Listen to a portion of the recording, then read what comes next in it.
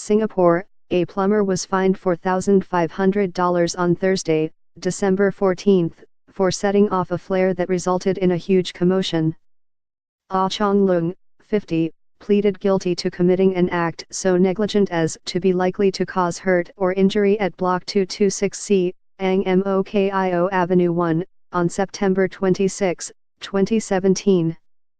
He failed to ascertain the nature of parachute signal flare, an explosive substance commonly used in marine distress situations, and set it off while it was pointed in the direction of a hawker center. Deputy Public Prosecutor Yang Ziliang said stallholder Tan Yongju was seated in front of his stall at the hawker center at about 4:30 p.m. that day when he heard a loud boom. He turned to his stall and saw a huge ball of fire about the height of his knee, with some sparks and smoke. The fire was put out by a passerby. No one was hurt. During a 30-hour operation, police scoured 23 blocks nearby to find out the cause of the fire. Ah, who operates from his family's shop in the block, initially claimed that he did not see anything when the police asked him. But CCTV footage and extensive ground inquiries identified him as a possible suspect.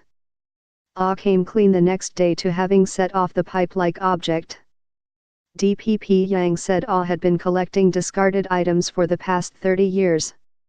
He was clearing the store at the back of his family's medical hall that afternoon to make way for a new tenant when he saw a cylindrical object, covered with dust, on a shelf. He took it outside to have a closer look. He did not read what was written on it. After he opened the red cap, a gray disc dropped out and he threw it into a nearby dustbin.